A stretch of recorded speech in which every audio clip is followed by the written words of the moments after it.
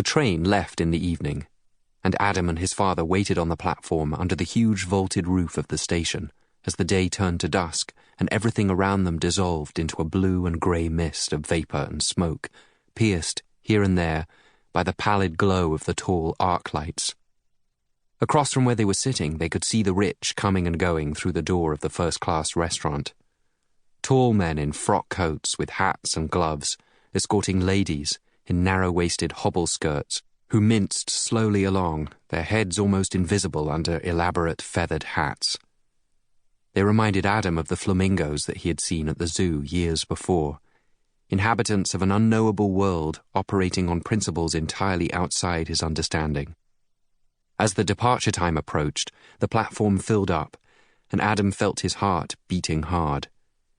He knew Euston from days spent in the shadow of the Great Arch, earning coppers loading and unloading luggage for cabbies at the roadside, but he had never been on a train.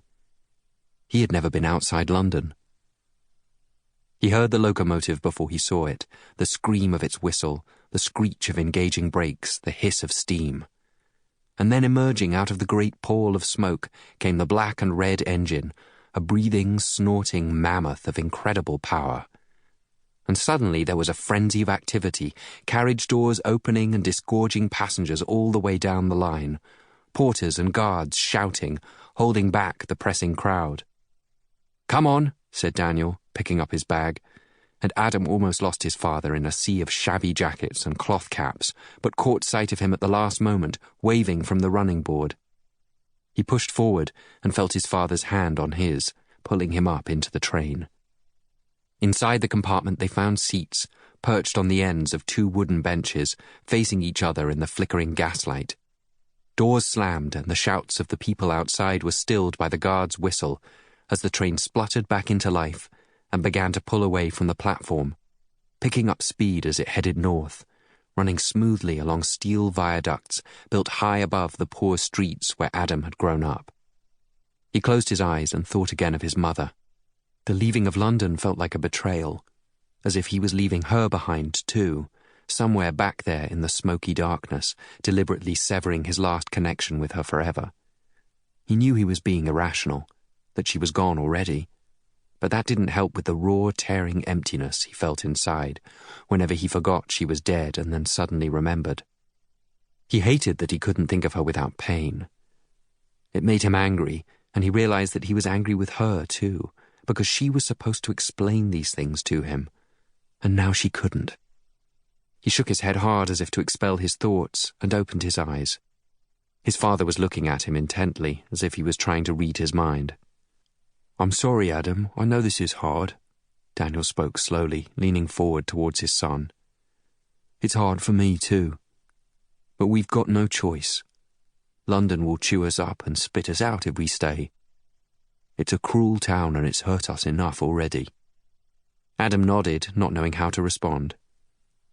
The death of his mother had set Adam against his father, but in spite of himself he had begun to sense a change in Daniel in the last few days.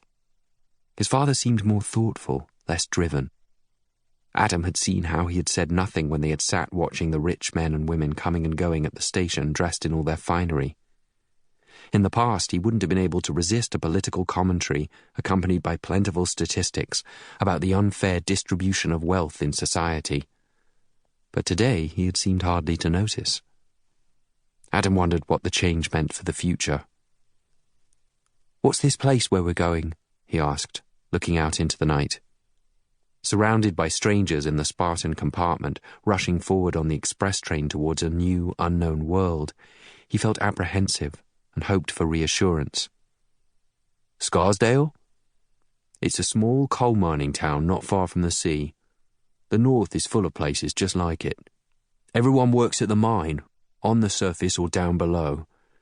And it's hard work, harder than you can imagine, which makes the people hard." Daniel stopped in mid-sentence, smiling at his inarticulacy. "But not mean, not cruel. Miners stick together. By and large, they're good people." "How do you know?" "I've worked with them. Not in Scarsdale, but further south, in Nottinghamshire, where I grew up." "You were a miner?" Adam asked, sounding surprised. He couldn't imagine his father as anything other than a builder. That's what he'd been all Adam's life. No, the firm I was apprenticed to specialised in putting up structures around pit heads to house the heavy machinery and to support it too. It meant I was working side by side with miners all the time, so I got to know their ways. "And is that what you're going to do now?"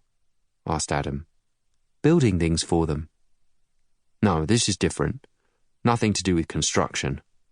I'm working with them, or rather for them, I suppose. I'm to be their checkweighman, which means I measure the weight of the coal in each tub they've mined to make sure they get paid the right amount for it." "So you're down in the mine as well with them?" asked Adam nervously.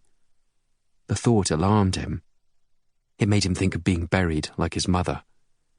He was brave by nature, but the thought of being underground had always terrified him. He remembered the well at the back of the school in Islington that old Beaky had told them was out of bounds. Adam had disobeyed at the first opportunity, using all his childish strength to push the thick wooden cover aside. And, if he shut his eyes, he could still relive the long wait after he threw in a stone, counting the seconds before he heard the faint splash deep down below. He'd had nightmares for weeks afterwards, dreaming of falling down into the thick darkness, his unheard cries echoing off the damp brick walls.